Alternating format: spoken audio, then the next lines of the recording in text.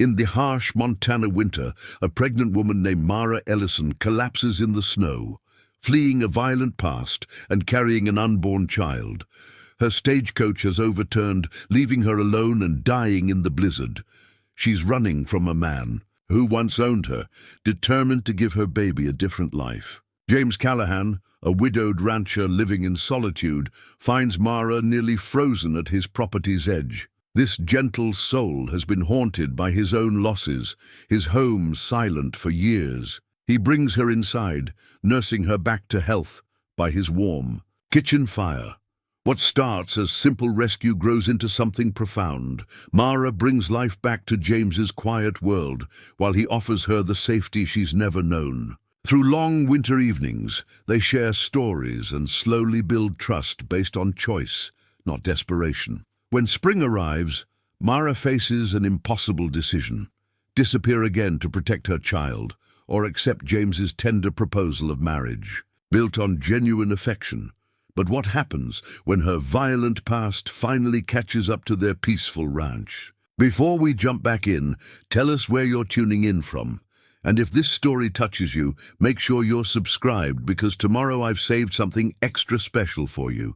The wind howled like a wounded animal across the Montana plains, driving snow horizontal through the air with such force that James Callahan could barely see his own boots as he made his evening rounds. At 42, he'd weathered enough blizzards to know this one would be remembered, the kind that old-timers would reference for years to come.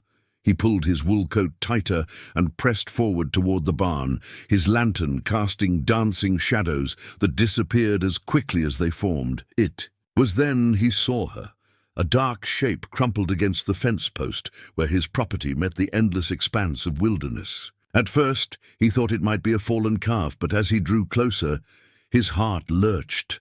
The shape was too long, too human. James broke into an awkward run through the knee-deep snow, his boots slipping on the hidden ice beneath. She lay motionless, her dark hair spread like spilled ink across the white ground. Her clothes were fine, too fine for these parts, but torn and soaked through. Even in the dim lantern light, he could see her lips had turned blue, and her breathing came in shallow, barely perceptible puffs of vapor. But it was the swell of her belly beneath her torn coat that made his hands shake as he knelt beside her. "Ma'am?" His voice was rusty from disuse, gentler than he'd spoken in the 3 years since Margaret's passing. "Ma'am, can you hear me?" Her eyelids fluttered, revealing eyes the color of storm clouds.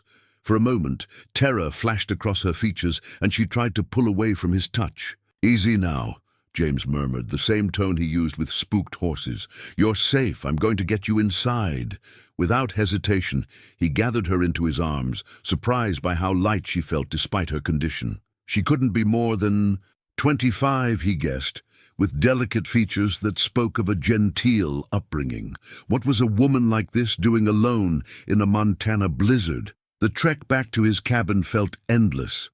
Each step was a battle against the wind, and he found himself talking to her unconscious form, partly to keep himself focused, and partly because the silence of his home had grown too familiar over the years. Almost there now. Got a good fire going, and the coffee's still warm. Margaret always said I made coffee strong enough to wake the dead, but I suppose that's what you need out here. His cabin stood solid against the storm, windows glowing with the promise of warmth. James had built it himself 15 years ago, back when he'd believed it would be filled with children's laughter and Margaret's singing. Now it housed only memories and the echo of his own footsteps. He kicked the door open and carried her straight to the bedroom, his and Margaret's room, though he'd been sleeping in the spare room since she passed. The bed still held Margaret's quilts, the ones she'd stitched during the long winter evenings, and he felt a strange comfort laying this stranger among them. Working with the efficiency of a man who tended to injured animals and workers, James began the careful process of warming her. He removed her soaked outer garments with respectful haste, his eyes averted, wrapping her in dry blankets and building up the fire until the room glowed with heat. On the nightstand sat Margaret's most precious possession, her wedding ring, the simple gold band he'd placed on her finger 20 years ago. He'd kept it there since the day she died, unable to put it away, but unable to look at it without feeling the hollow ache in his chest. Tonight, for the first time, it seemed less like a monument to loss and more like a reminder of what love could build. The woman stirred, a soft moan escaping her lips. James dampened a cloth with warm water and gently cleaned the dirt and snow from her face, revealing skin pale as porcelain. Her hands, he noticed, bore no wedding ring, though calluses on her palms suggested she wasn't the pampered lady her clothes implied. "Where?" Her voice was barely a whisper, rough from cold and exhaustion. "You're in my home," James said softly, pulling a chair close to the bed. "Name's James Callahan. You collapsed near my property line. Do you remember what happened?" Her hand moved instinctively to her belly, and relief flickered across her features when she felt the familiar weight there. Then fear crept back in, and she struggled to sit up. "Easy," James said, gently pressing her back down. "You and the baby are safe. Nothing's going to harm you here." Something in his tone must have reached her, because she relaxed slightly, though. Her eyes remained watchful. "The stagecoach," she whispered. "It overturned. The others. I don't know what happened to the others." James nodded grimly.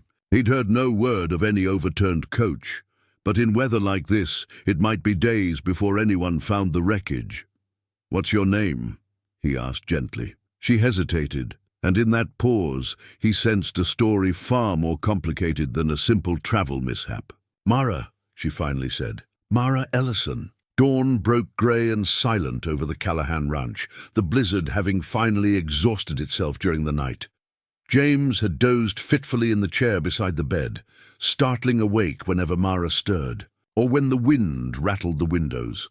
Now, in the pale morning light filtering through frost-covered glass, he could see her more clearly. She was beautiful in a fragile way, like a piece of fine china that had been carefully mended after breaking.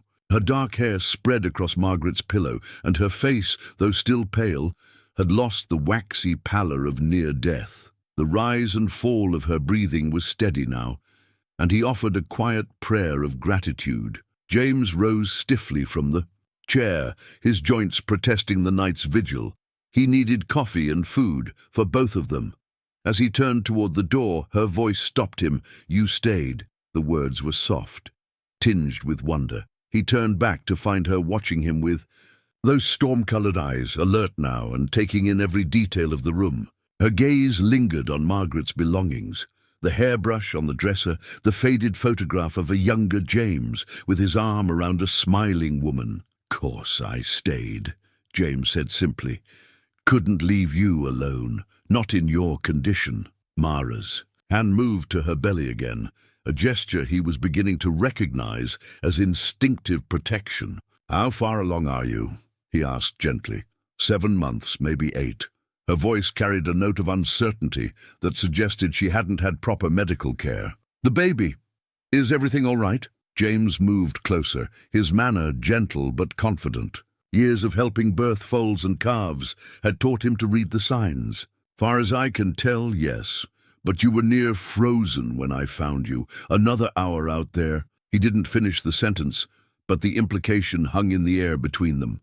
Mara closed her eyes, and when she opened them again, he saw tears, threatening to spill over. "Thank you," she whispered. I can't." She struggled to find words adequate for the gift of life itself. "No need for thanks," James said, uncomfortable with gratitude. Any decent person would have done the same. But even as he said it, he knew it wasn't entirely true. There had been a choice in bringing her into his private sanctuary, into the room where he'd loved and lost, into the space that held his most precious memories. Yet it had felt as natural as breathing. Mara tried to sit up, wincing as her muscles protested. James was beside her in an instant, supporting her with strong, gentle hands. "Slow now. You've been through an ordeal. I need to—" She looked toward the door, embarrassment coloring her cheeks. "There's a chamber pot under the bed," James said matter-of-factly, then tactfully withdrew. "I'll get some breakfast started. Take your time." In the kitchen, James moved with the practiced efficiency of a man long accustomed to caring for himself. He built up the fire in the stove and put coffee on to boil, the familiar routine soothing his nerves. On the scarred wooden table sat a leather journal, its pages filled with careful handwriting. He'd noticed it among Mara's few possessions, when he'd removed her wet clothes and had set it by the fire to dry. The journal fell open to a page dated just weeks ago, and though he didn't mean to pry, his eyes caught a few lines written in Mara's careful script. "If I don't make it, if something happens to me, I pray someone will love this child the way I already do. I pray they'll understand that sometimes running toward an uncertain future is the only way to escape a certain hell." James closed the journal quickly, his heart constricting. Whatever had driven her out into that blizzard, whatever she was running from, it was bad enough that she'd risked her life and her unborn child's life to escape it. When Mara emerged from the bedroom, she'd managed to braid her hair and smooth her rumpled dress. She moved carefully, one hand supporting her back, the other pressed protectively over her belly. James had seen that same posture in expectant mares, the instinctive grace of a creature carrying precious cargo. "I have eggs and bacon," he offered, pulling out a chair for her at the kitchen table, "and bread that's only a day old." "You're very kind," she said, settling into the chair with a soft sigh of relief. "But I should be on my way soon." "I don't want to impose. Where exactly do you plan to go?" James asked, not unkindly.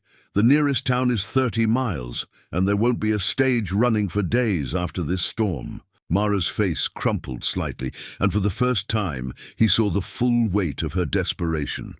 I don't know. Somewhere. Anywhere that's not—" She stopped herself, but not before he caught the flash of fear in her eyes. James cracked eggs into the skillet, the sizzle filling the sudden silence. "Well," he said finally, "seems to me you and that baby need proper rest and proper food before you go anywhere, storm or no storm." He set a plate before her, eggs cooked just until the whites were set, bacon crisp, and thick slices of bread, still warm from the oven. Mara stared at the food as if she couldn't quite believe it was real. "When's the last time you had a proper meal?" James asked, settling across from her with his own plate. It's been a while." She took a tentative bite, then another, and he watched some of the tension leave her shoulders as the warm food settled in her stomach. 3 days passed in a rhythm as gentle and steady as breathing. Mara found herself settling into the quiet cadence of ranch life, though she remained poised to flee at the first sign of danger.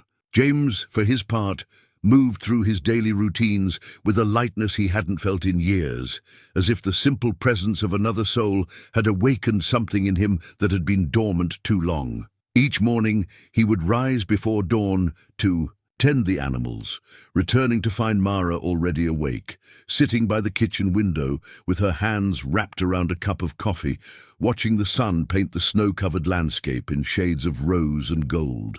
She never spoke of her past during these quiet moments, but James began to read the subtle signs of her healing, the way her shoulders gradually relaxed, how her startled responses to unexpected sounds grew less frequent. "The mountains are beautiful," she said on the third morning, her breath fogging the window glass. "I've never seen anything like them." "Been here all my life," James replied, setting down a pail of fresh milk. "Sometimes forget how they might look to someone seeing them fresh." "Where did you come from?" he asked gently, settling into the chair across from her. It was the first personal question he'd ventured since that first night. Mara's fingers tightened around her cup. "Back east, Philadelphia originally." She paused, seeming to weigh how much to reveal. "My father was a lawyer. We had a comfortable life." The way she said it told James there was much more to the story. "What brought you out here?" A shadow crossed her features. "Poor choices. Trust given to the wrong person." Her hand moved to her belly. "I thought I was making a good marriage. Turns out some men see wives as property to be owned rather than partners to be cherished." James felt a familiar anger stir in his chest, the same righteous fury he'd felt years ago when, He'd seen men mistreat their horses or abuse their power over those weaker than themselves. "Not all men think that way," he said quietly. "No," Mara agreed, meeting his eyes. "I'm beginning to understand that." That afternoon, James disappeared into his workshop, a lean-to structure attached to the barn where he kept his woodworking tools. Mara could hear the steady rhythm of his plane, smoothing wood, punctuated by the occasional rasp of sandpaper. When she asked what he was working on, he'd only smiled mysteriously and suggested she rest. But Mara had grown restless with inactivity. Despite her condition, she was accustomed to keeping busy, and the enforced idleness chafed at her. She began by tidying the kitchen, then moved on to organizing the pantry shelves. James protested mildly when he found her scrubbing the floor on her hands and knees. "You don't need to be doing that," he said, gently helping her to her feet. "You're a guest here. I need to feel useful," Mara replied, brushing a strand of hair from her face. "I've never been one to sit idle, and your kindness doesn't mean I should become a burden." "You're not a burden," James said firmly, "but if you need something to do, there's mending in that basket there. Been putting it off for months." That evening, as snow began falling again in fat, lazy flakes, they sat by the fire, James reading an old copy of Dickens, while Mara worked on darning his socks. The domestic scene felt both strange and natural, as if they were playing house, but with an underlying current of real affection developing between them. "You read well," Mara observed, listening to the cadence of his voice as he read aloud. Most men out here didn't have a school teacher for a wife," James said with a gentle smile. "Margaret insisted on improving my education, said a man should be able to discuss more than cattle prices and weather." "She sounds like a remarkable woman." "She was." James closed the book, running his fingers over the worn cover. "Lost her to pneumonia 3 winters ago. Thought for a while I might follow her, if you understand my meaning." Mara set down her mending and looked at him with new understanding. "What changed your mind?" "Time, mostly, and realizing that giving up wouldn't honor what we'd built together. Margaret always said life was meant to be lived, not just endured." "I'm sorry for your loss," Mara said softly, "but I'm grateful you chose to keep living. Otherwise—" She didn't finish the sentence, but they both understood. If James had given in to his grief, he wouldn't have been there to find her in the snow. The next morning, James presented her with his project, a wooden cradle, simple but beautifully crafted, the wood sanded, smooth as silk and glowing with a coat of beeswax. The sight of it brought tears to Mara's eyes. "James, I can't. This is too much." "Every baby needs a proper place to sleep," he said simply, though she could see the pride and pleasure in his work shining in his eyes. "Figured it was better to be prepared." Mara ran her hands over the curved rails, marveling at the craftsmanship. In the cradle's smooth wood, she saw more than just a sleeping place for her child. She saw hope, planning for a future, acceptance of her place in his world, at least temporarily. "It's beautiful," she whispered, "the most beautiful thing I've ever seen."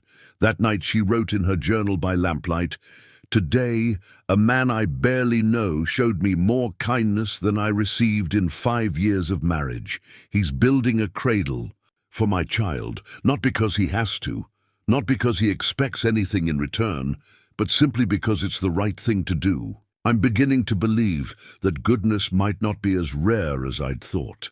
I'm beginning to believe that safety might be more than just a dream." As she closed the journal and prepared for sleep, Mara allowed herself to imagine, just for a moment, what it might be like to stay, to build a life in this quiet place with this gentle man, to let her child grow up knowing the security of unconditional love and acceptance. But even as the dream took shape in her mind, the shadow of her past loomed large. Silas Blackwood was not a man to give up what he considered his property, and until she was certain he could never find her, she couldn't risk bringing danger to this peaceful sanctuary. The morning started like any other. James was in the barn mucking stalls when he heard the distant sound of hoofbeats approaching through the snow.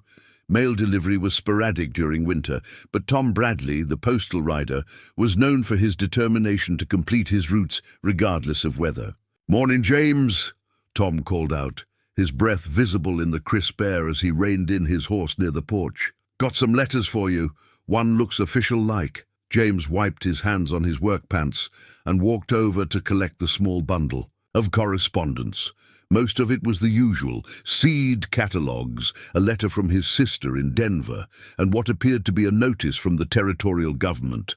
But it was the fourth piece that made his blood run cold. The envelope was expensive paper, cream-colored with elegant script addressing it to James Callahan, Callahan Ranch, Montana Territory. What chilled him wasn't the formality, but the return address: S. Blackwood, Esquire, Chicago, Illinois. "Appreciate you making the trip out, Tom," James managed, forcing his voice to remain steady. "No trouble at all.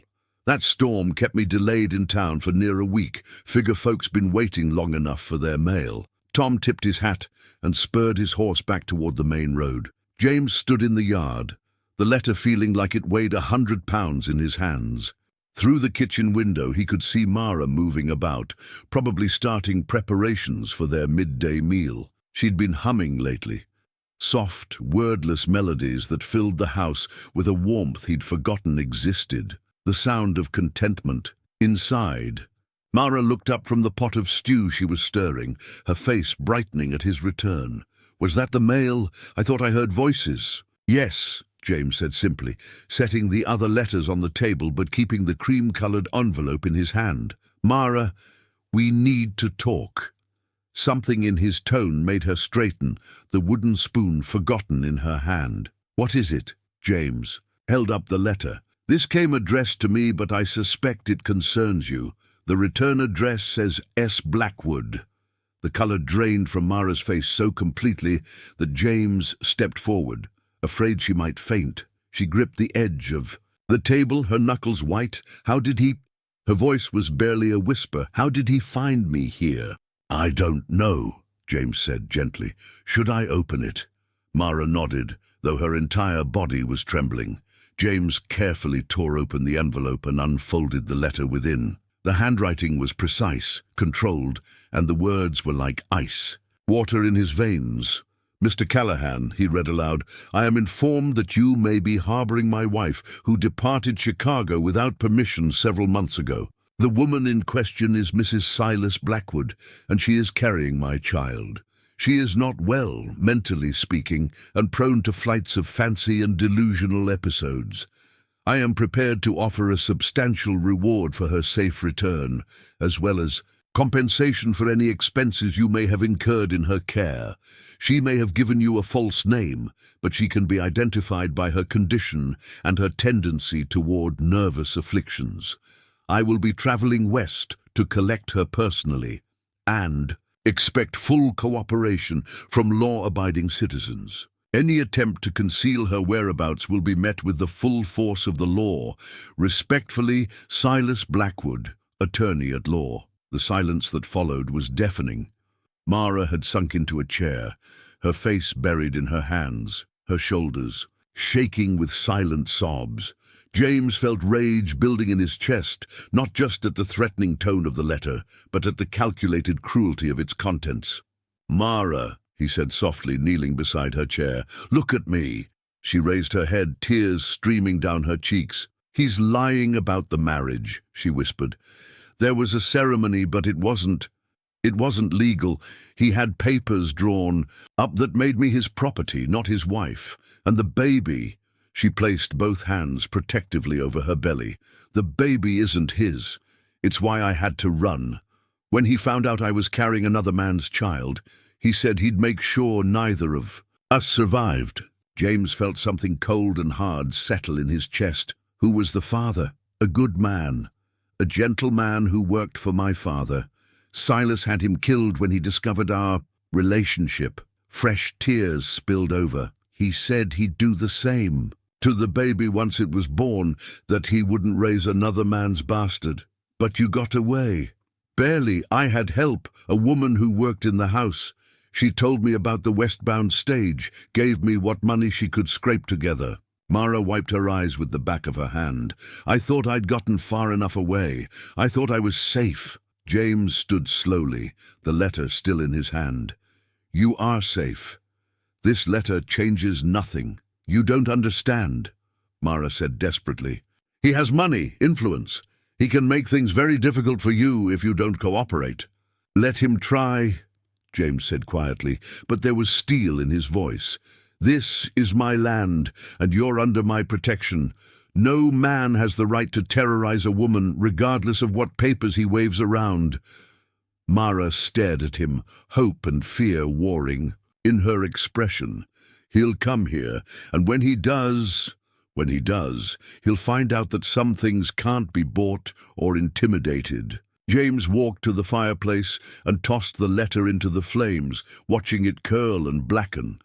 Let him come. The ashes of Silas's letter had barely settled when James walked to the mantelpiece and reached for something he hadn't touched in 3 years. Behind Margaret's photograph sat a wooden box, its surface worn smooth by his father's hands and his grandfather's before that. Inside, wrapped in oiled cloth, lay his father's Winchester rifle, the same weapon that had protected 3 generations of Callahans on this land.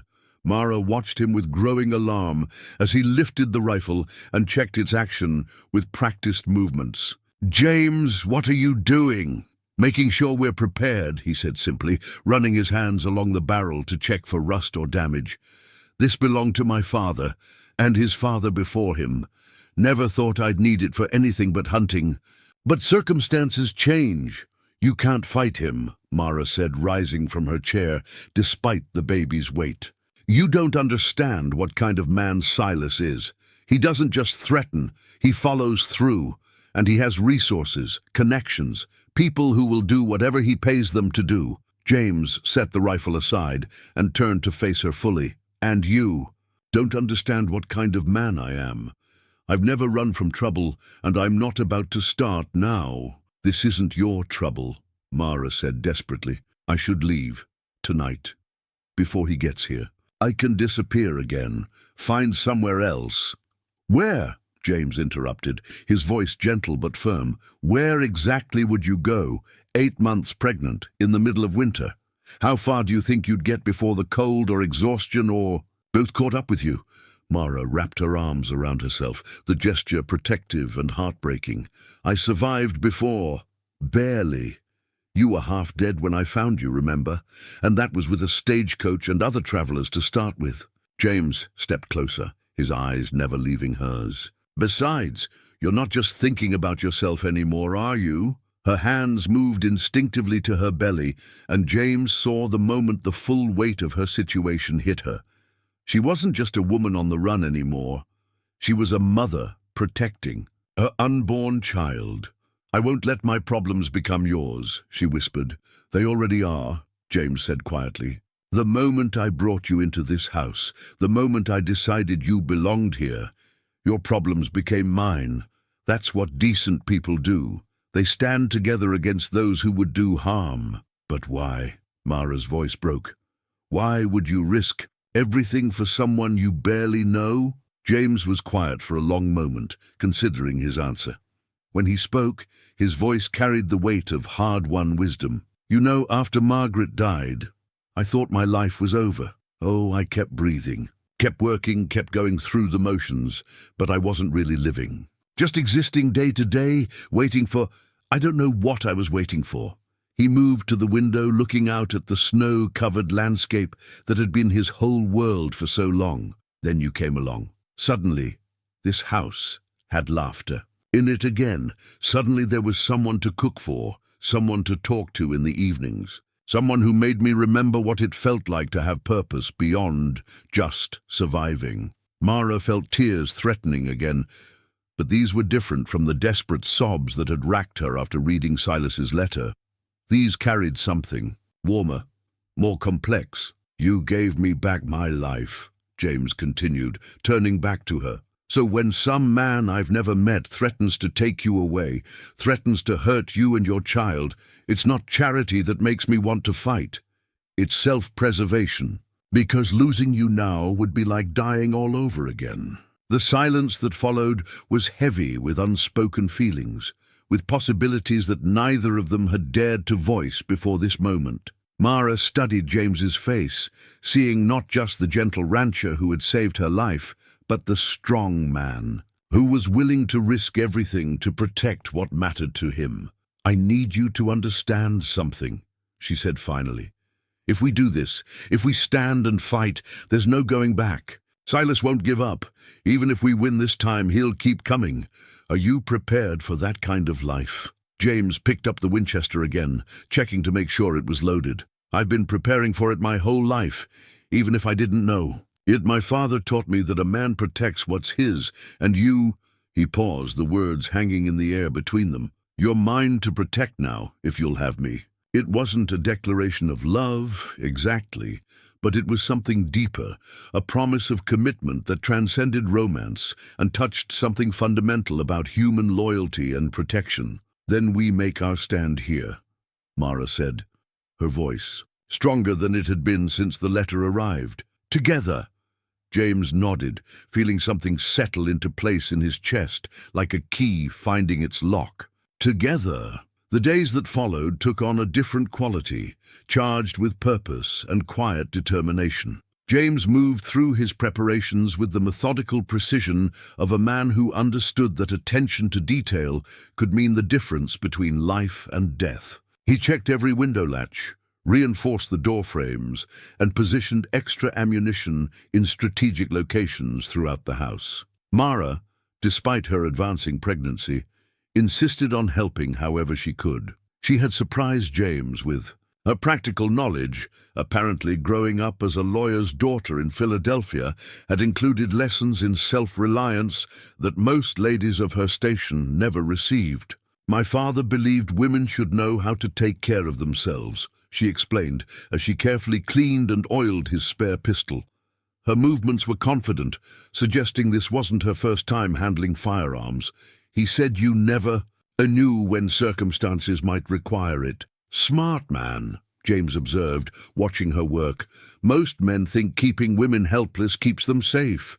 "Most men are fools," Mara replied with a slight smile, the first he'd seen since the letter arrived. Helplessness never protected anyone. That evening, by the warmth of the fireplace, Mara worked on something that had become her constant companion. A baby blanket she was knitting from soft wool James had purchased in town months earlier, intending it for trade. The pattern was intricate, with tiny cables that spoke of hours of patient work.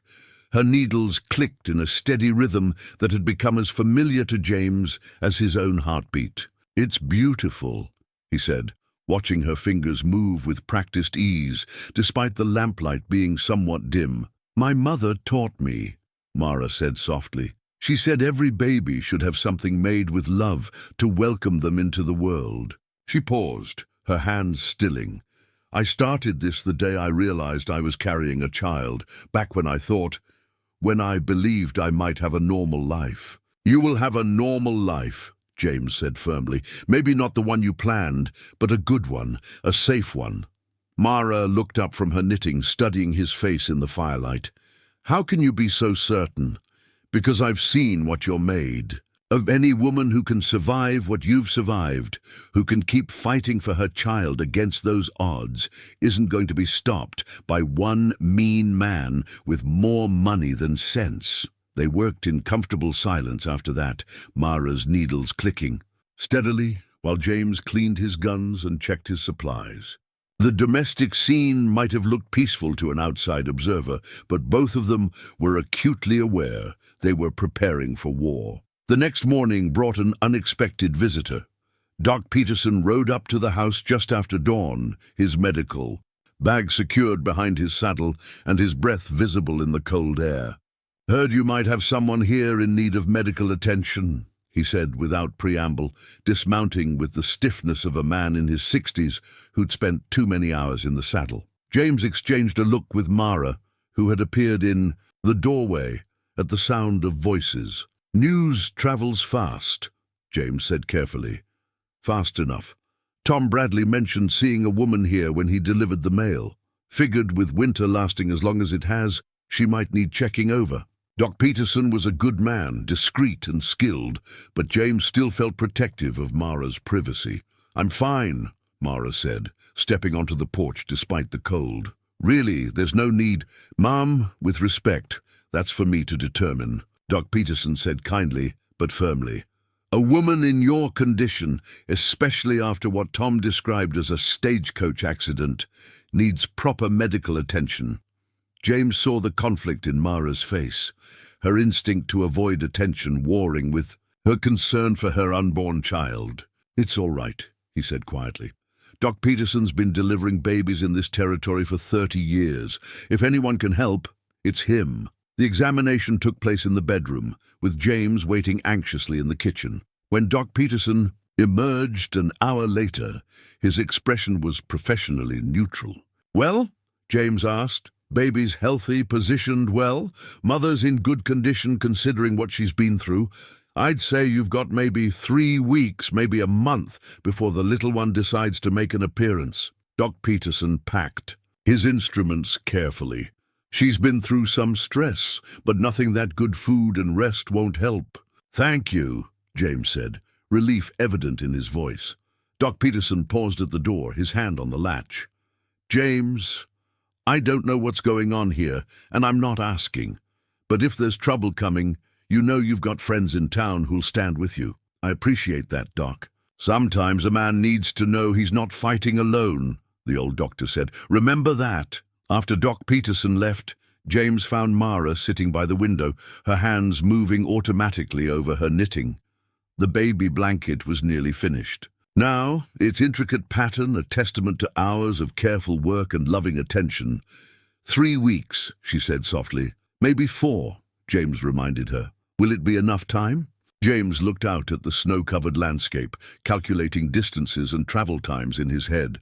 "It'll have to be." That night, Mara wrote in her journal, "A doctor came today and confirmed what I already knew. This child will arrive soon. James continues to prepare for trouble, and I find myself doing the same. Strange how quickly this place has become home, how naturally I've settled into the rhythm of life here. I'm making a blanket for my baby, and for the first time, I truly believe there will be a safe place for them to sleep when they arrive." Christmas Eve arrived with a crystalline silence that seemed to muffle even the whisper of wind through the pines. Snow had fallen steadily for 3 days, transforming the ranch into something from a fairy tale, all soft curves and gentle shadows. Inside the warm kitchen, Mara stood at the scarred wooden table that had become the heart of their shared life, kneading bread dough with steady, rhythmic movements. James watched her from his chair by the fire, marveling at how naturally she'd taken to the domestic rhythms of ranch life. Her movements had the unconscious grace of someone who belonged exactly where she was, even though he knew she'd grown up in drawing rooms and parlors, far from this rough frontier existence. "My grandmother's recipe," she said, noticing his attention. "She taught me before she passed. Said a woman should know how to make bread that could sustain a family through hard times." "Seems like she knew what she was talking about," James replied, breathing in the warm scent of yeast and flour that had been filling the house for the past hour. It was their first Christmas together, though neither had spoken of it directly. James had cut a small pine tree and brought it inside, setting it in the corner by the window. Mara had fashioned decorations from scraps of fabric and dried berries, creating something beautiful from the simplest materials. The tree wasn't grand, but it transformed the room into something magical. "I have something for you," James said suddenly, rising from his chair with the slightly awkward air of a man unaccustomed to gift-giving. Mara looked up from her kneading, flour dusting her hands and a strand of hair escaping from her braid. "James, you've already given me so much." "This is different," he said, disappearing into his workshop and returning with a small wooden box. "I've been working on it in the evenings." Inside the box, nestled in a bed of soft cloth, lay a simple gold band, not ornate or expensive, but beautifully crafted, the metal warm and smooth. Mara stared at it, her heart suddenly racing. I'm not proposing," James said quickly, his cheeks reddening. Not exactly, but I was thinking, if Blackwood comes here, if there's trouble, it might be better if folks thought you were my wife. Legal protection, you understand. And the baby, he gestured toward her growing belly. Child should have a name, a legitimate place in the world. Mara lifted the ring from its box, surprised by how perfectly it fit her finger when she slipped it on. Where did you get this? Made it myself. Melted down some gold coins my father left me. Figured they weren't doing anyone any good sitting in a drawer. James watched her face carefully. It doesn't have to mean anything more than practical protection. I understand you might not. That is, I know you've been hurt, and I wouldn't want you to think I was taking advantage. James!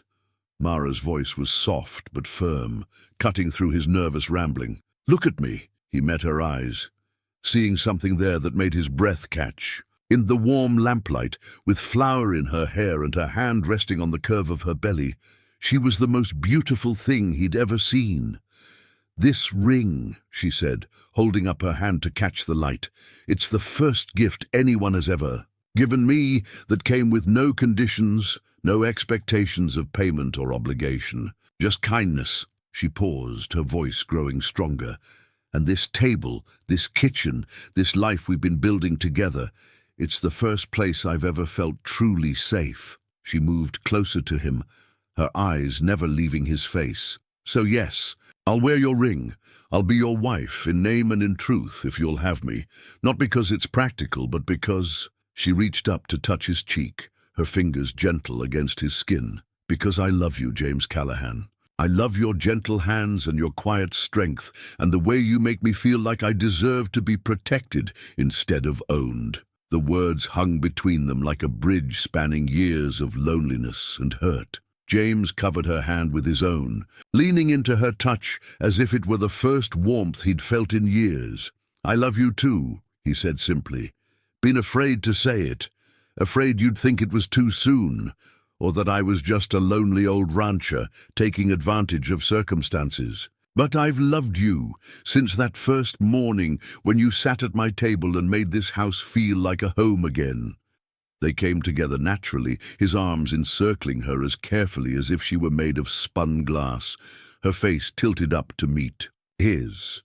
The kiss was tender, full of promise and hope, and the quiet joy of two people who had found something precious they'd thought lost forever. When they broke apart, Mara laughed softly, a sound like water over stones. So, Mr. Callahan, what does a wife do around here on Christmas Eve? Well, Mrs. Callahan, James replied, the title sending warmth through his chest. I believe she finishes her bread, shares a quiet dinner with her husband, and maybe she lets him read to her by the fire. That sounds perfect, Mara said, turning back to her kneading with the gold band, catching the light with every movement of her hands. Outside, snow continued to fall, but inside the warm kitchen, a new family was taking shape, built not on legal documents or social expectations, but on choice and love, and the simple miracle of two broken people becoming whole together.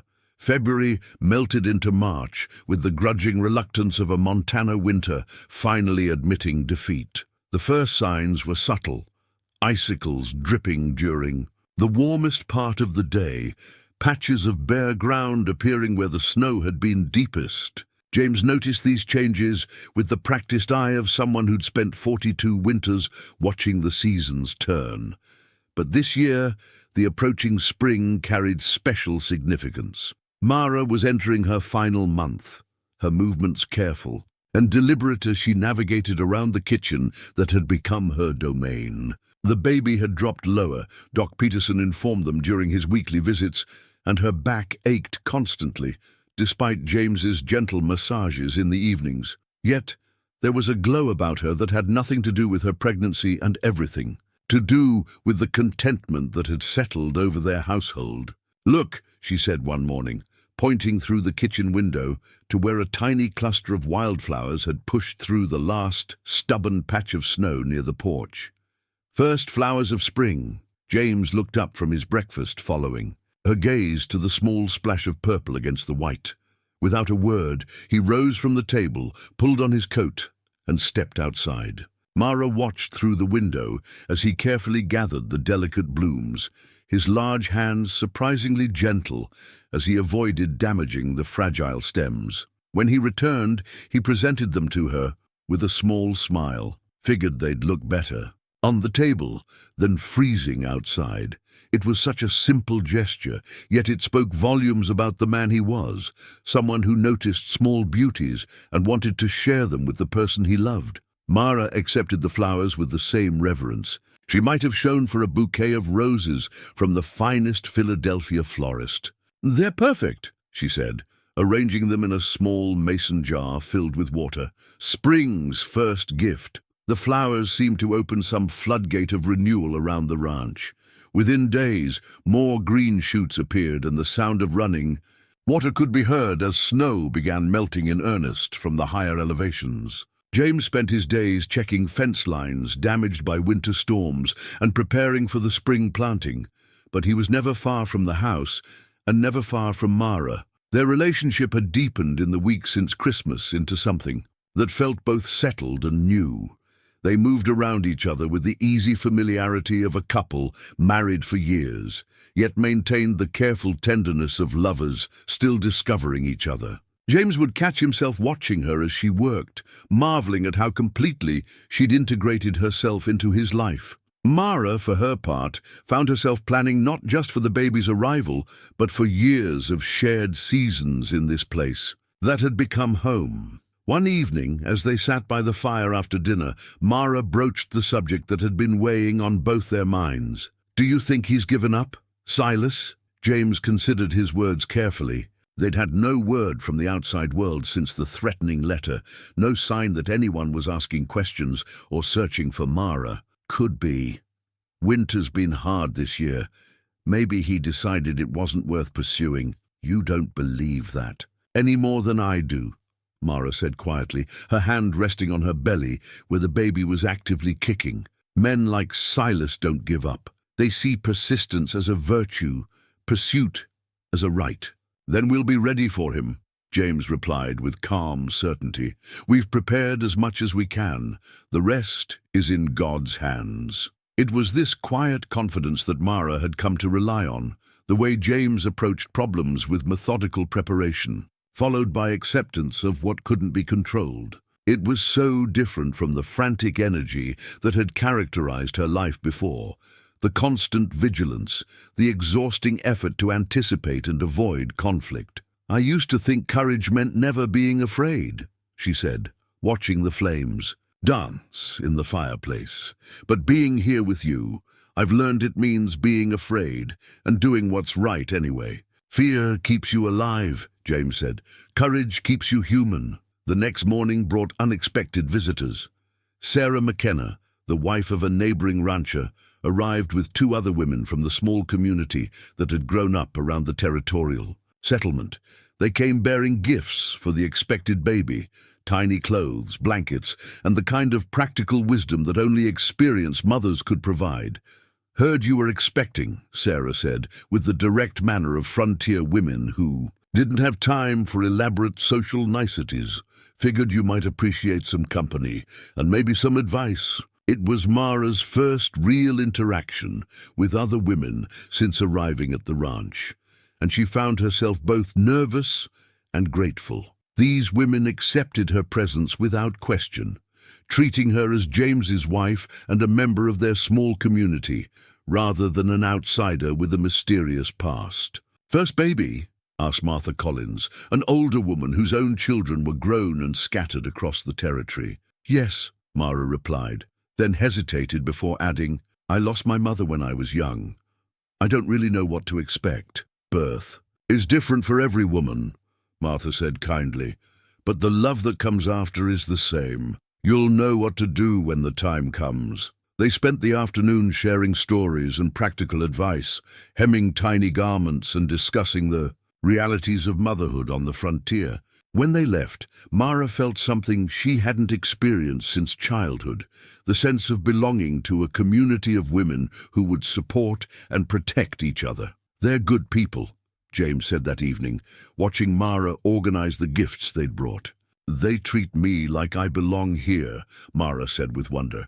"Like I've always belonged here." "You have," James said simply. "From the moment I found you in that snow, you belonged here." That night, Mara added a new entry to her journal. "Today, I met my neighbors, women who welcomed me without reservation, who offered friendship and support, simply because I'm carrying a child and am part of their community. For the first time since leaving Philadelphia, I feel like I have a place in the world that's mine by right, rather than sufferance. Spring is coming to the land, but it's already arrived in my heart." As she wrote, the baby moved restlessly within her, and Mara found herself smiling. Soon, very soon, this child would be born into a world where they were wanted and welcomed, where they would have not just parents, but an entire community to help them grow strong and safe. The evening of March 15th brought a warmth to the air that spoke of winter's final retreat. James had spent the day in town, ostensibly to pick up supplies, but Mara suspected there was more to his trip than he'd let on. He'd been unusually quiet at breakfast, and she'd caught him looking at her with an expression she couldn't quite read, nervous anticipation mixed with something deeper. When he returned just before sunset, he carried himself differently, as if he'd made some important decision during his absence.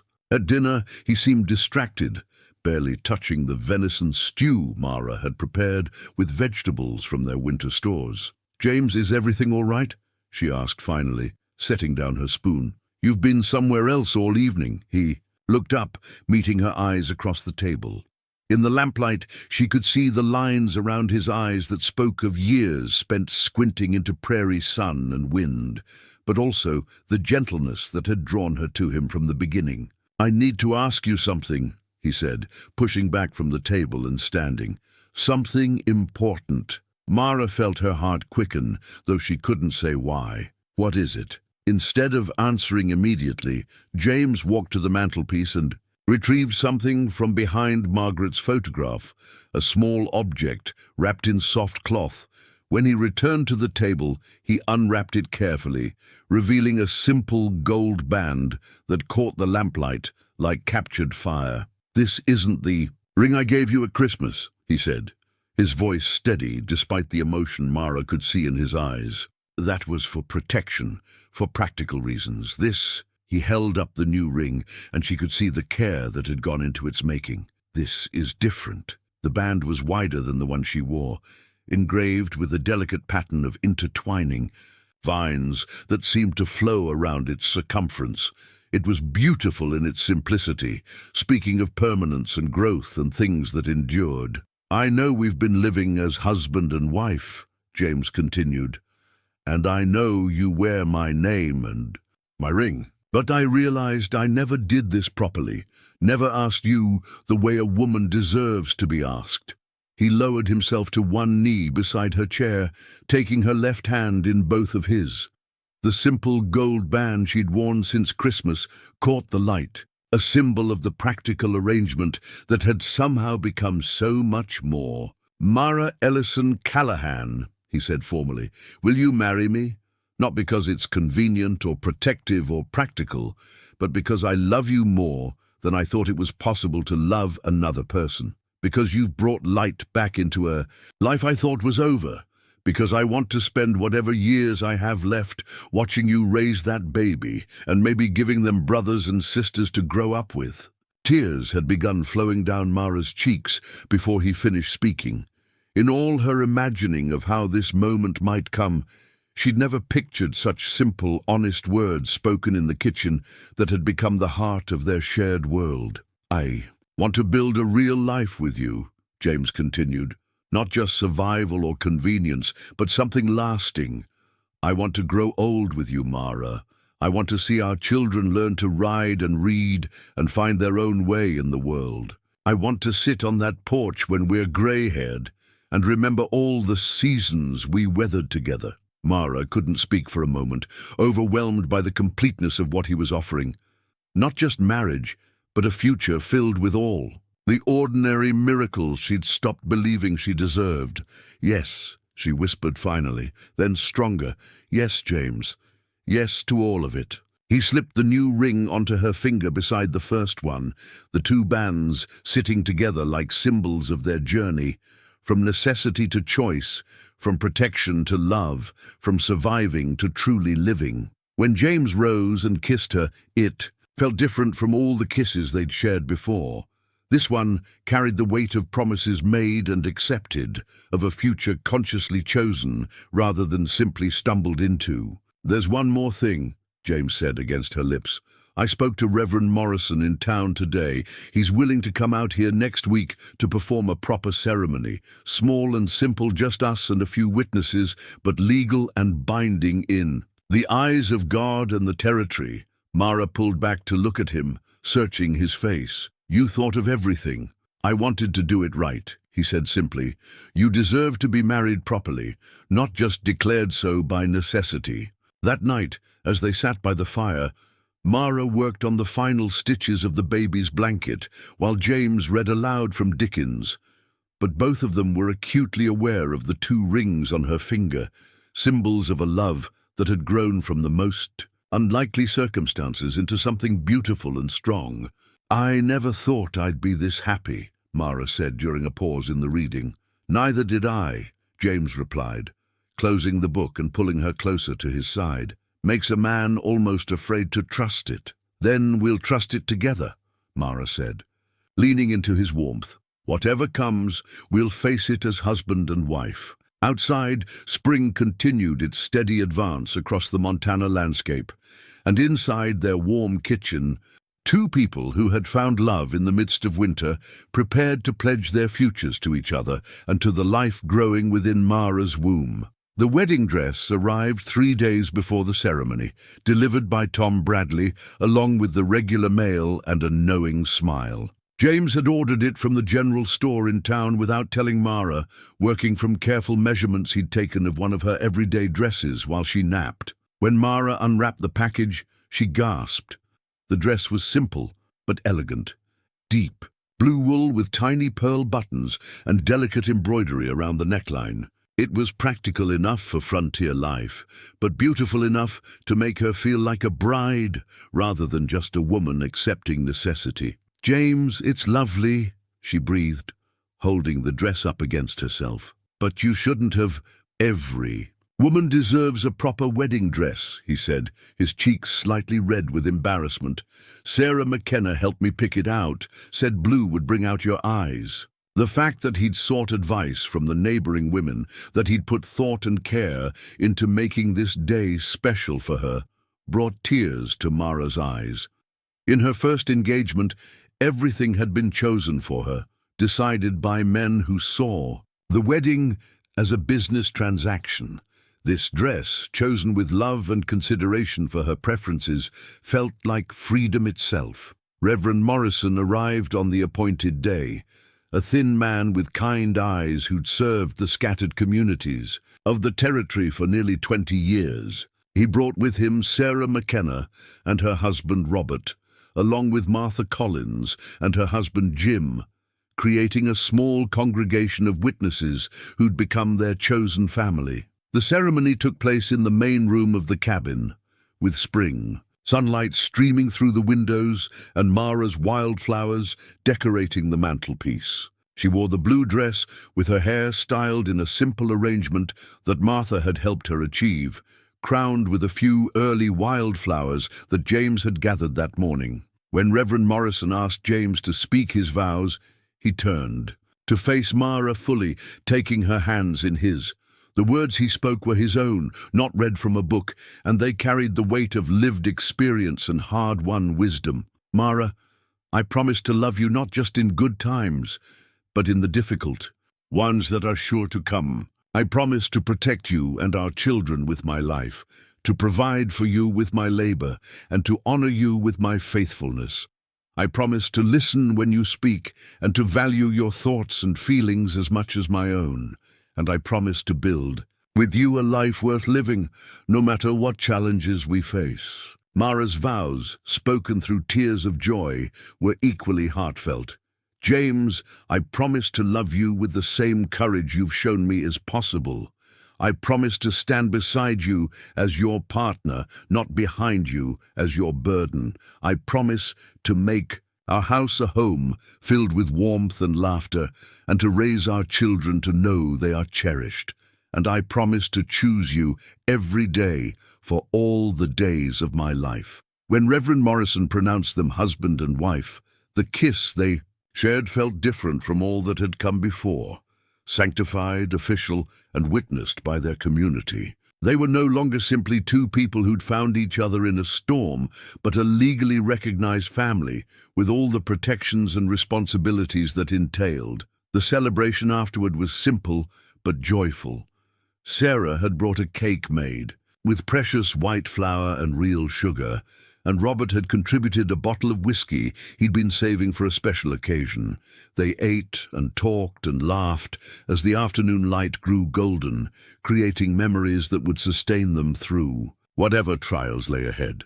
"You look happy," Martha observed, finding Mara alone for a moment on the porch as the sun began to set. "I am happy," Mara replied, smoothing her hands over the blue wool of her wedding dress. "Happier than I ever thought possible. Marriage. To a good man will do that," Martha said with the wisdom of 30 years wed to her Jim. "James Callahan's as fine a man as you'll find in this territory. You chose well. He chose me," Mara corrected gently. "Out of the snow, out of desperation, out of a life I thought would kill me, I'm the fortunate one." That night, after their guests had departed, James and Mara sat by their fire as husband and wife in truth as well as name. The blue dress hung carefully in the wardrobe, a symbol of new beginnings and conscious choice. In her jewelry box lay the 2 rings she now wore, the first representing protection and practicality, the second representing love, freely given and gladly received. "Mrs. Callahan," James said softly, testing the sound of her new name. "Mr. Callahan," she replied with a smile, settling against his side. "How does it feel to be a married man again?" "Different than before," he said thoughtfully. "Margaret and I, we grew up together, became adults together. With you, it feels like we're both bringing our full selves to this marriage. All our experiences, good and bad, everything that made us who we are." "Is that better or worse?" Mara asked. "Better," James said without hesitation. "Much better." As if in response to their conversation, the baby chose that moment to deliver a particularly vigorous kick, making them both laugh. "Someone wants to be part of the conversation," Mara said, rubbing the spot where tiny feet had made their presence. "Known. Won't be long now," James said, placing his hand over hers. "Our first child as a married couple." "The first of many, I hope," Mara said, then blushed at her own boldness. "As many as you want," James agreed, kissing the top of her head. "We've got time to build something beautiful together." Outside, the first stars appeared in the darkening sky, but inside their warm cabin, Mr. and Mrs. Callahan planned for a future filled with love and children, and all the ordinary miracles that make a life worth living. The honeymoon period lasted exactly 5 days. On the morning of March 28th, as Mara was hanging laundry on the line behind the house, she felt the first real contraction ripple across her belly. It was different from the false pain she'd been experiencing for weeks. Deeper, more purposeful, unmistakably the beginning of labor. She managed to finish hanging James's shirts before the next wave hit, this one strong enough to make her grip. The clothesline for support. The baby was coming, and based on the intensity of the contractions, coming soon. "James," she called, her voice carrying across the yard to where he was repairing a section of fence damaged by the spring thaw. He was beside her in moments, his face immediately shifting from concern to focused determination when he saw her expression. "How long?" he asked simply. "First one was maybe 10 minutes ago. This one was stronger." As if to prove her point, another contraction gripped her, and James supported her weight as she breathed through it. "We need to get you inside," he said, but Mara was looking toward the main road with a frown. "James, do you see that?" She pointed to a distant cloud of dust rising from the direction of town. "Riders, moving fast." James squinted against the morning sun, his blood running cold as he made out the shapes of several horsemen approaching at a pace that suggested urgency rather than casual travel. "How many can you count?" 4, maybe 5. Another contraction hit and Mara doubled over with a gasp of pain. "James, I can't. Not now." "Yes, you can," he said firmly, helping her toward the house. "We've prepared for this. Both of this."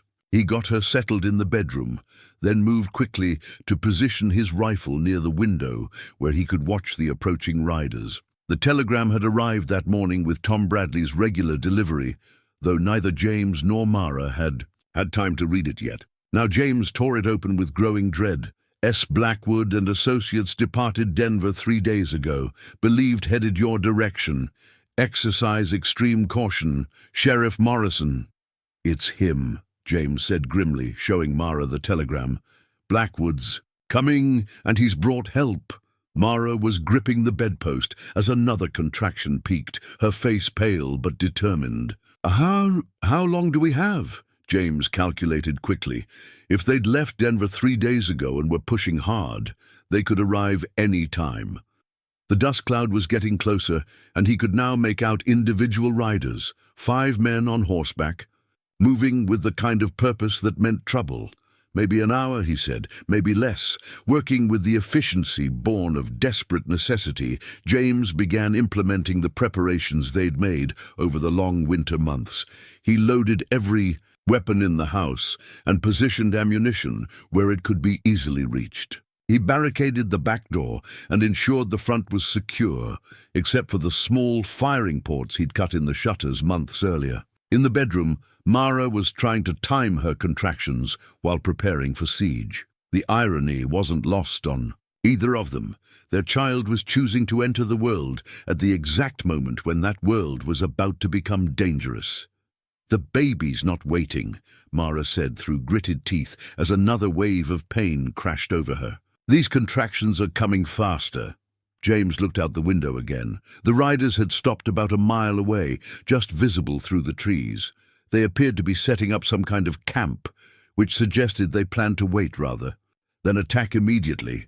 It was a tactical decision that spoke of military or law enforcement experience. Surround the target, cut off escape routes, then negotiate from a position of strength. "Smart," James muttered. "They know we're trapped." Rifle shot echoed across the valley, but the bullet went wide, striking a fence post 50 yards from the house. It was a warning shot, designed to announce their presence and intentions without causing immediate harm. "Callahan!" The voice that followed carried clearly across the distance, cultured and commanding. "I know you can hear me. I want to talk." James positioned himself at the window, his rifle ready but not yet aimed. "What do you want, Blackwood?" "I want what belongs to me," came the reply. "Send out my wife and child, and we can settle this peacefully."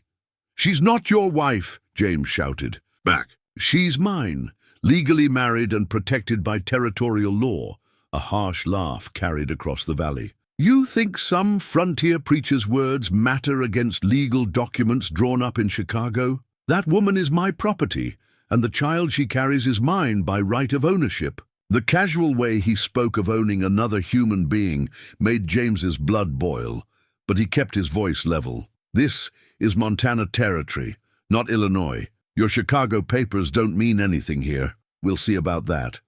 I've got papers signed by a federal judge saying otherwise, and I've got enough men to enforce those papers, whether you cooperate or not." In the bedroom, Mara was breathing heavily through another contraction, her hands gripping the quilt James's grandmother had made. "James," she called softly, "I need you to promise me something." He moved to her side, keeping one eye on the window. "Anything. If something happens to me, if the birth goes wrong, or if Silas—" She couldn't finish the thought, but James understood. "Nothing's going to happen to you," he said firmly. "I won't let it. Promise me you'll protect the baby, no matter what. Else happens, don't let him take our child." The possessive pronoun wasn't lost on James. Their child, not hers alone. Even in the midst of labor and mortal danger, she was claiming him as the father choosing him as the parent she trusted to raise her baby if she couldn't. "I promise," he said solemnly, "but you're going to be fine. Both of you are going to be fine." Another shout from outside. "You've got 1 hour to think about it, Callahan. Then we're coming in, whether you cooperate or not." James checked his weapons one more time, then returned to Mara's side. In the distance, he could see smoke rising from Blackwood's camp. They were settling in for a siege, confident in their superior numbers and legal position, but they didn't know James Callahan, and they didn't understand that some things were worth fighting for, regardless of the odds. The snow began falling again just after noon, heavy flakes that blurred the landscape, and muffled sound. James watched from the bedroom window as Silas Blackwood's men huddled around their fire, cursing the weather that was making their siege more miserable by the hour. Inside the cabin, a different kind of storm was building. Mara's labor had progressed with frightening intensity, each contraction stronger than the last. She gripped James's hand so tightly he could feel her nails drawing blood, but he didn't pull away. Her face was pale with exhaustion, sweat beading on her forehead despite the cool air. "I can see the head," James said, his voice steady despite the circumstances. He'd delivered enough foals and calves to understand the process, but this was different. This was the woman he loved bringing their child into a world under siege. "Something's wrong," Mara gasped between contractions. "It's taking too long. The baby should have come by now." James examined her as gently as possible, his heart sinking as he realized the problem. The baby was positioned wrong, not breech, but turned slightly, making the delivery more difficult and dangerous for both mother and child. "The baby's just turned a little," he said, trying to keep his voice calm. "I need to help guide them out. It's going to hurt, but I can do this." Outside, another warning shot echoed across the valley. Blackwood was growing impatient, but James couldn't spare any attention for the threat. All his focus was on Mara and the life struggling to enter the world. "On the next contraction, I need you to push as hard as you can," James instructed. "I'm going to try to turn the baby as you push." Mara nodded, her jaw set with determination. When the next wave of pain hit, she bore down with everything she had, while James worked with careful, practiced hands. For a terrifying moment, nothing happened. Then suddenly the baby's shoulder slipped free, and the rest followed in a rush. The cry that filled the room was strong and indignant, the sound of a healthy child announcing their arrival to the world. James lifted the baby, a girl, perfect and beautiful, and placed her on Mara's chest. "She's perfect," Mara sobbed, her exhaustion forgotten as she looked down at her daughter. "Oh, James, she's perfect." The baby had Mara's dark hair and what appeared to be James's strong jaw, though it was hard to tell through the wrinkled features of the newly born.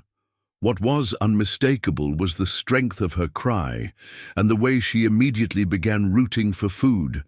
"What do we call her?" James asked, using his knife to cut the cord and then wrapping both mother and child in clean blankets. "Hope," Mara said without hesitation. "Her name is Hope." It was perfect. This child born in the midst of danger and uncertainty, representing everything they were fighting to protect and preserve. James felt something shift in his chest, a fierce protectiveness that went beyond anything he'd ever experienced. "Hope Callahan," he said softly, testing the name. "Welcome to the world, little one." But their moment of peace was shattered by a shout from outside. "Time's up, Callahan. We're coming in." James could see the men mounting their horses, preparing for their final approach.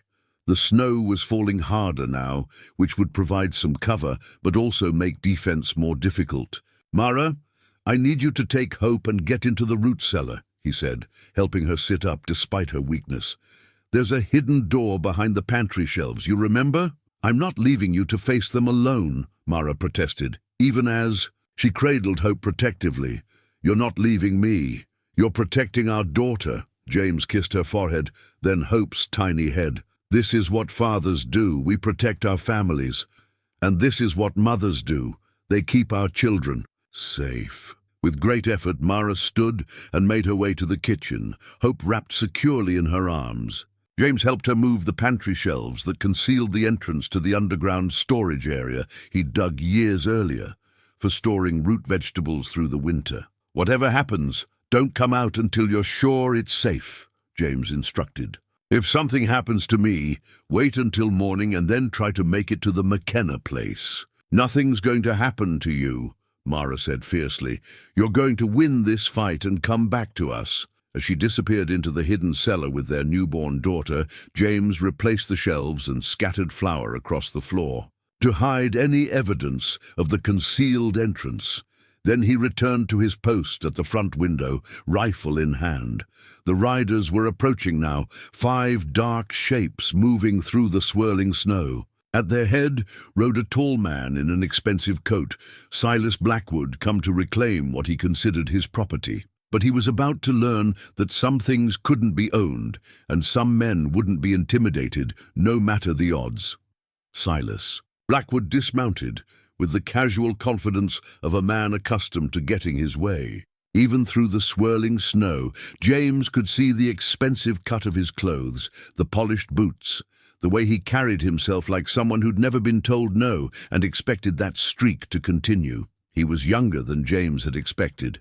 Perhaps 35, with the kind of sharp-featured handsomeness that probably impressed naive young women from good families. Behind him, 4 hired guns spread out in a practiced formation.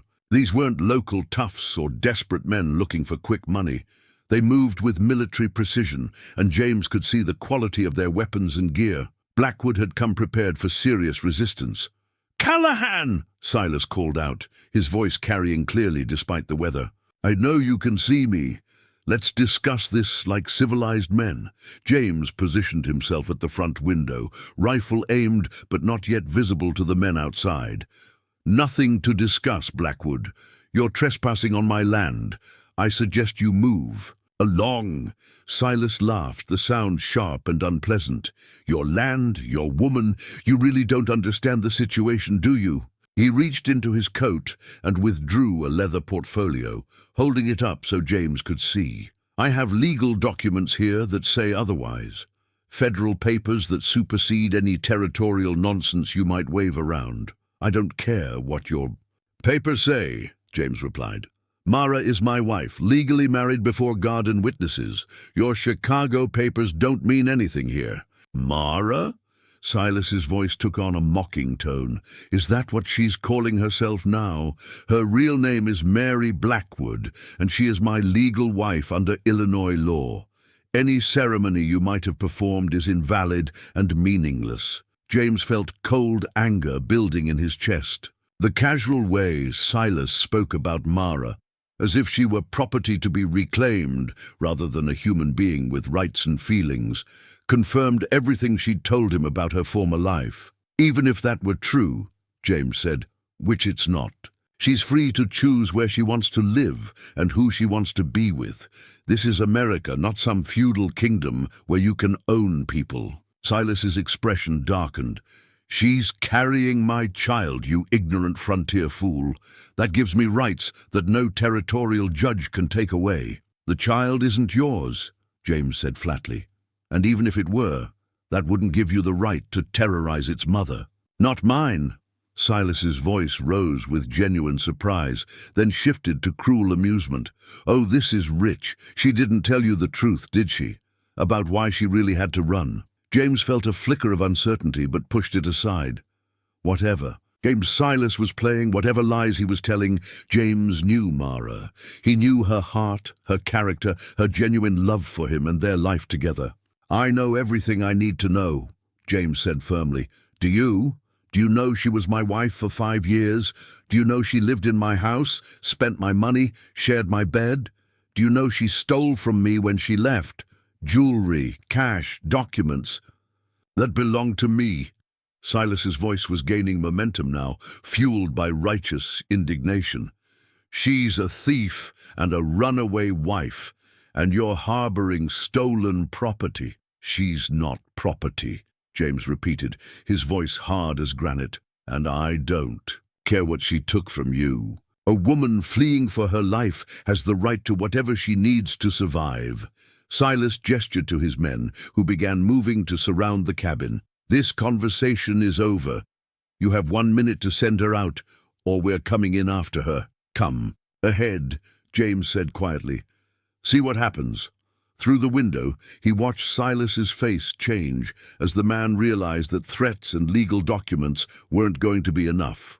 This was going to require violence, and despite his hired guns and superior numbers, Silas was clearly uncomfortable with the prospect of actual bloodshed. You're making a mistake, Callahan. I have the law on my side. I have federal marshals backing my claim. If you resist, you'll be fighting the United States government. No, James said, checking his rifle one more time. I'll be fighting a man who thinks he can own another human being, and that's a fight I'm willing to have. Behind the cabin, he could hear the sound of boots crunching through snow as Silas's men moved to their positions. In a few moments, the talking would be over and the shooting would begin. But in the hidden cellar beneath the kitchen floor, Mara held their newborn daughter and listened to every word. And what she heard in James's voice wasn't just determination or courage. It was love. Pure, uncomplicated love that was willing to face any danger to protect what mattered most. Whatever happened in the next few minutes, Hope Callahan would grow up knowing that her father had been willing to die for her and her mother. That was a legacy worth fighting for. The silence that followed James's defiant words stretched taut as a bowstring. Snow continued to fall, each flake drifting down, like a witness to the confrontation about to unfold. James could feel his heart beating steadily in his chest, the familiar calm that had always come over him in moments of crisis settling into his bones. From the cellar beneath the kitchen floor, he could hear nothing. Not a cry from Hope, not a whisper from Mara. She was keeping their daughter quiet through sheer force of will, understanding that their lives depended on remaining hidden until this was over. Silas stood in the center of the yard, his expensive coat already dusted with snow, his face flushed with anger and frustration. He wasn't accustomed to being denied, and the experience was clearly unsettling him, but his hired guns remained professional, patient, waiting for orders. "You're making this harder than it needs to be, Callahan," Silas called out, trying one more time to assert control through words rather than violence. "I'm offering you a way out of this. Compensation for your trouble, safe passage away from here. All I want is what belongs to me." James had positioned himself where he could see most of the yard through the front window, but he knew at least one of Silas's men would be circling around back. The cabin's defenses were good but not perfect, and 5 against 1 were long odds, no matter how well prepared he was. "Last chance," James replied, his voice carrying clearly through the falling snow. "Take your men and ride out. Nobody has to get hurt here." Silas's laugh was harsh. "Nobody has to get hurt? You're alone in there? Outnumbered 5 to 1, and you're offering me terms. You really are a fool." That's when James heard the sound that changed everything, the distant thunder of hoofbeats approaching fast from the direction of town. Through the snow, he could make out shapes moving toward the ranch at a gallop. Too many shapes to be casual visitors. Silas heard it too, his head snapping around toward the sound. "What? Who is that?" The riders emerged from the snow like cavalry. Coming to the rescue, Robert McKenna led the charge, followed by Jim Collins, Doc Peterson, and what looked like half the men from the surrounding ranches. They rode hard, rifles visible in their hands, faces grim with purpose. "Looks like the odds just changed," James called out, allowing himself a small smile. Sarah McKenna had done more than just help James pick out a wedding dress. She'd spent the week since the wedding, quietly spreading word among the community about the situation, preparing the neighbors for the possibility that one of their own might need help. When the riders had been spotted approaching the ranch, Tom Bradley had spread the alarm, and the response had been immediate. Silas's men shifted nervously, their confident formation wavering as they realized they were now outnumbered.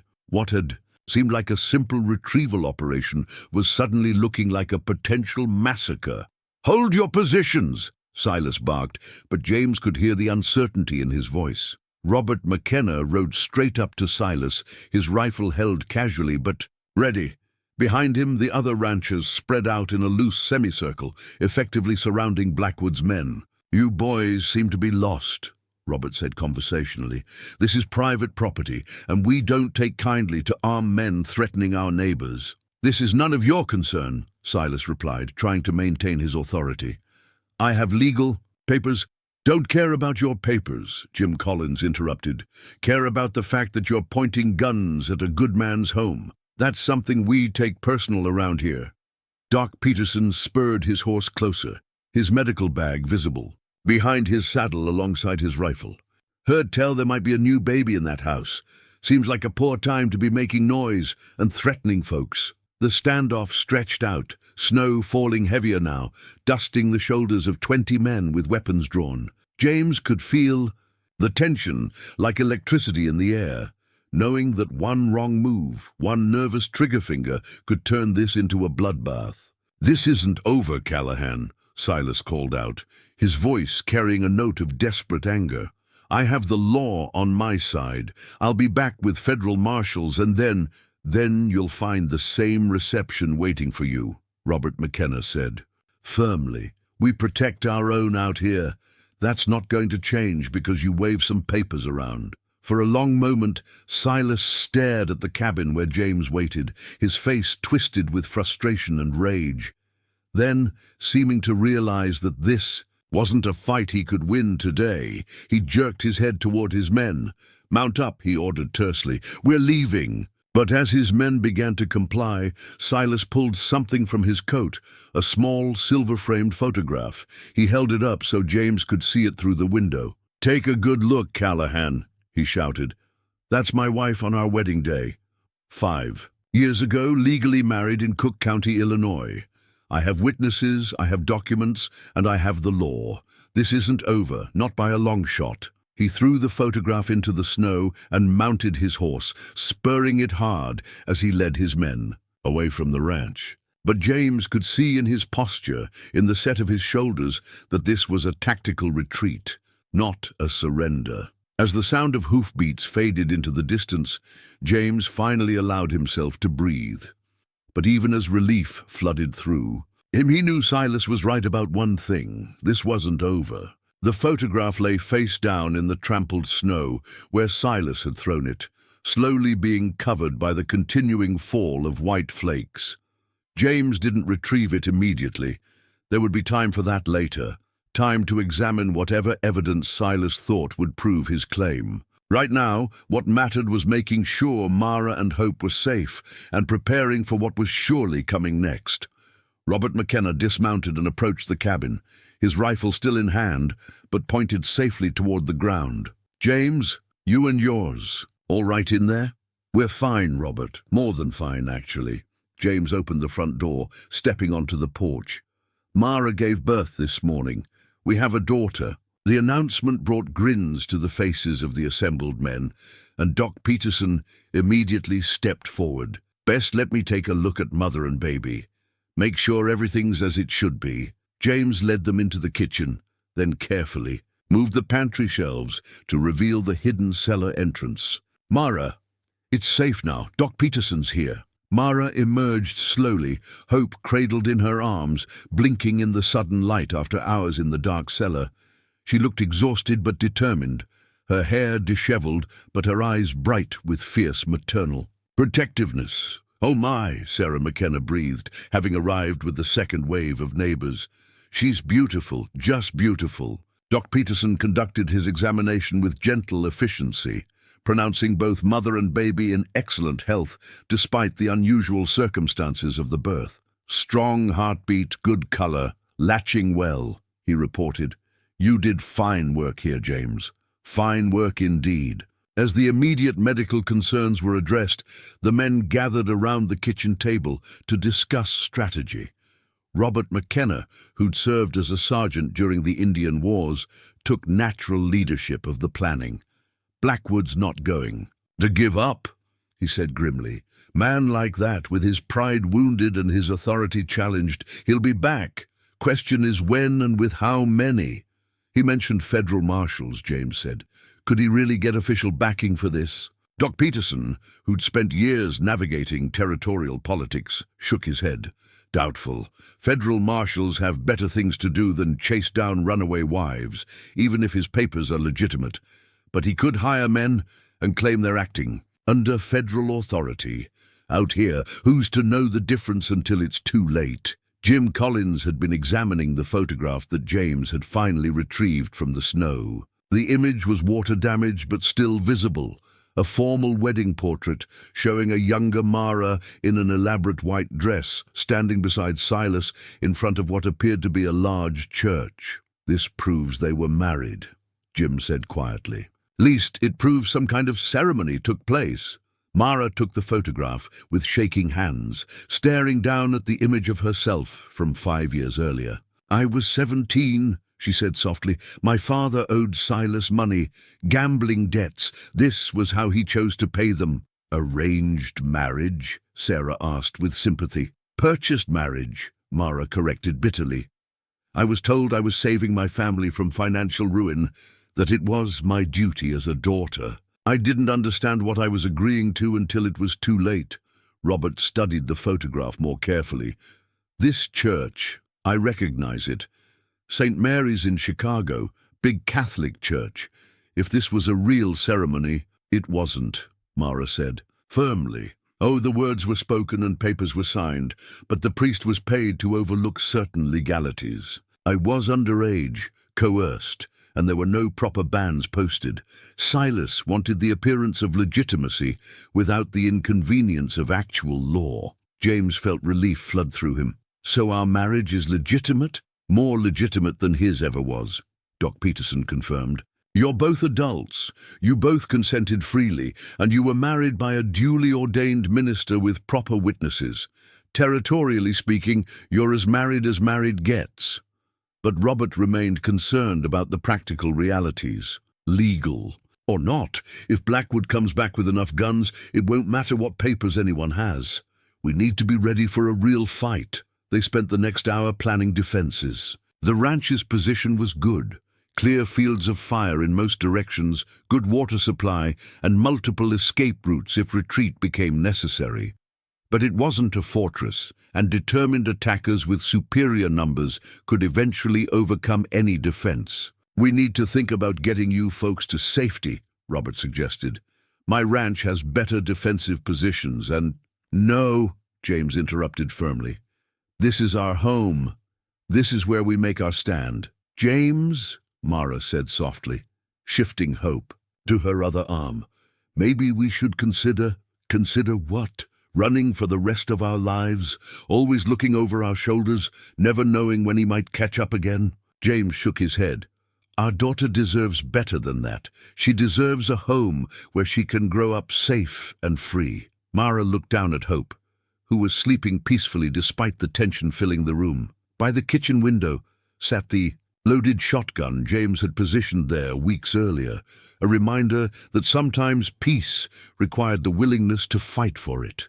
Then we stay, she said finally. We stay and we fight. Robert nodded approvingly. In that case, we'd better get serious about preparations.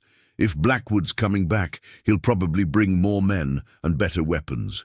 We need to be ready. As the men began detailed planning for the defense of the ranch, Mara sat in her rocking chair by the fire, nursing Hope and listening to the quiet voices discussing positions and ammunition and fields of fire.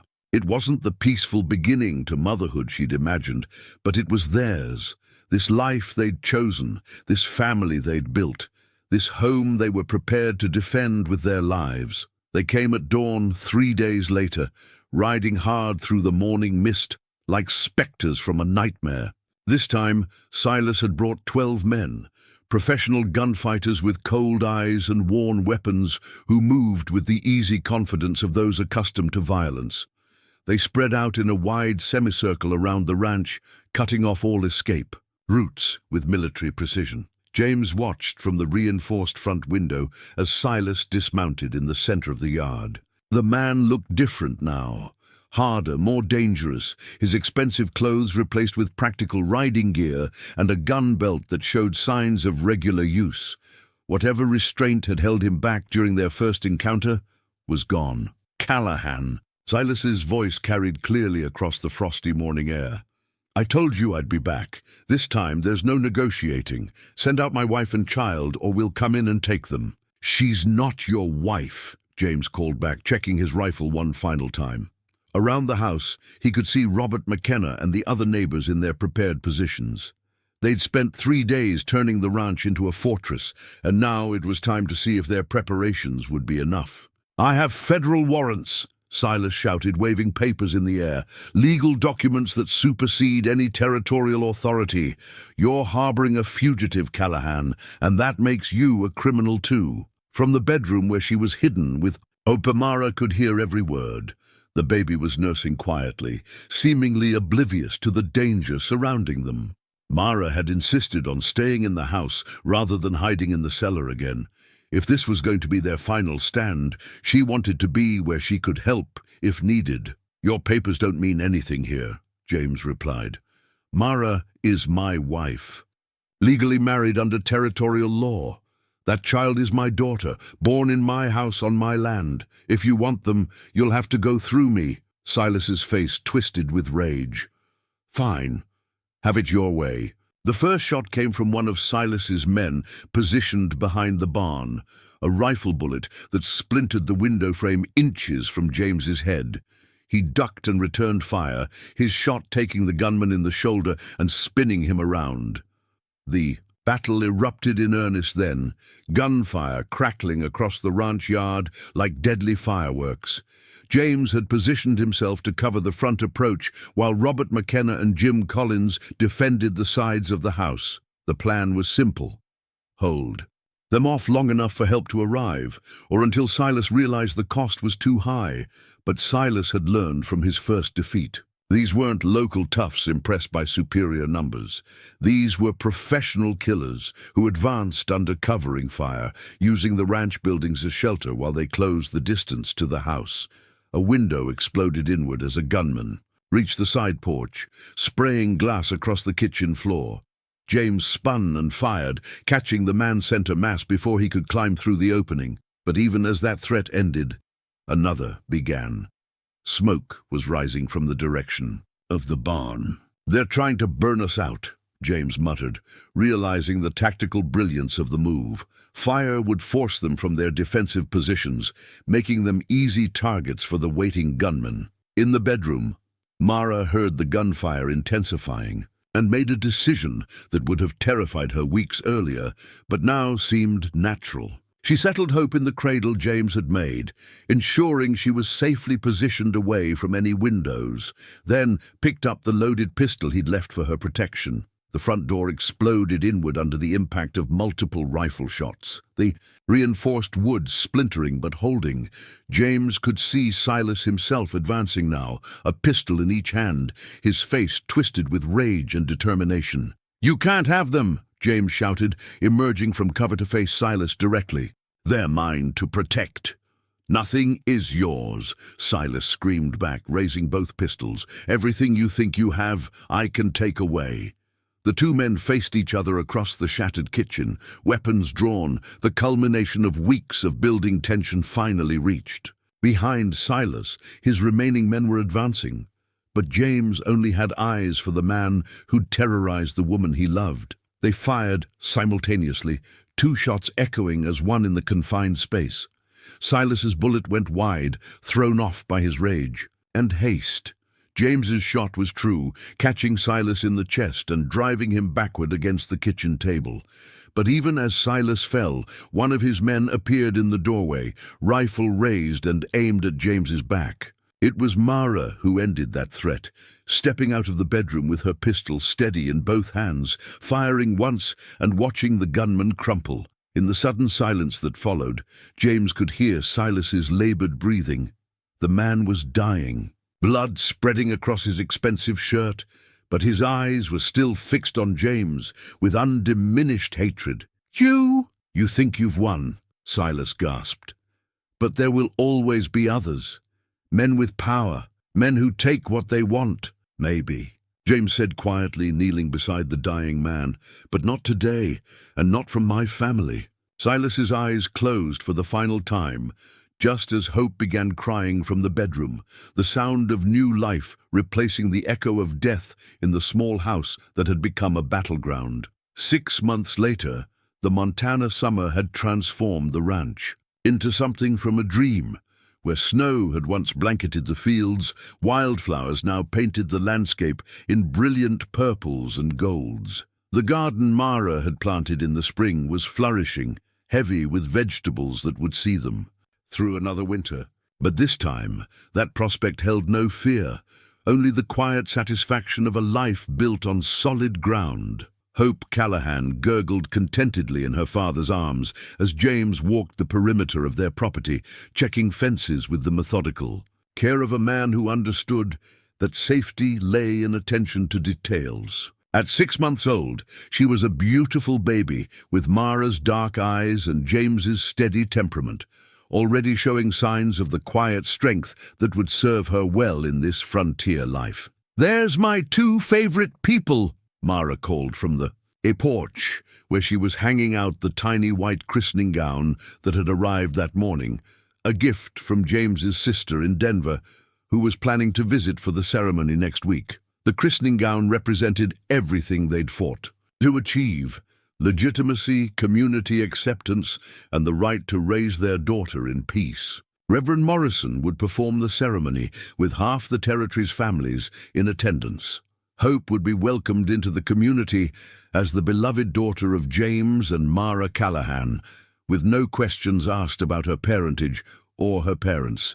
"Complicated past. She's getting heavy," James said with pride, settling Hope against his shoulder as she dozed in the warm afternoon sun. "Won't be long before she's walking, getting into everything.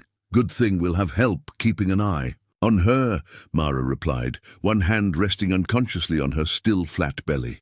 They hadn't announced it yet, but she was fairly certain she was carrying their second child, a baby conceived in love and joy rather than desperation and fear. The legal troubles had been resolved more easily than expected. Silas's federal warrants had turned out to be forgeries, and his hired gunmen had scattered after his death, more interested in self-preservation than revenge. The territorial authorities had ruled the entire incident a clear case of self-defense, and the community's testimony about Silas's threats had made James and Mara local heroes rather than suspected criminals. Doc Peterson rode up just as they were settling down for their afternoon rest, his familiar medical bag secured behind his saddle. These weren't emergency visits anymore. He'd taken to stopping by regularly, drawn as much by Mara's excellent coffee and James's willingness to discuss books as by his professional obligations. "How's our little frontier princess today?" he asked, dismounting with the careful movements of a man feeling his years. "Perfect as always," James replied, though he handed Hope over for Doc Peterson's weekly examination, with the caution of a new father who still couldn't quite believe his good fortune. As the old doctor pronounced Hope healthy and thriving, Mara looked out across the fields where their neighbors' children were already playing, imagining the day when Hope would join them, running through the wildflowers, learning to ride, growing up free and safe and loved. "You know," Doc Peterson said as he prepared to leave, "I've delivered a lot of babies in my time, but I don't think I've ever seen one welcomed into a happier home." After he left, James and Mara sat on their porch as the sun began to set. Hope, sleeping peacefully between them in the cradle that had survived the gunfight without a scratch.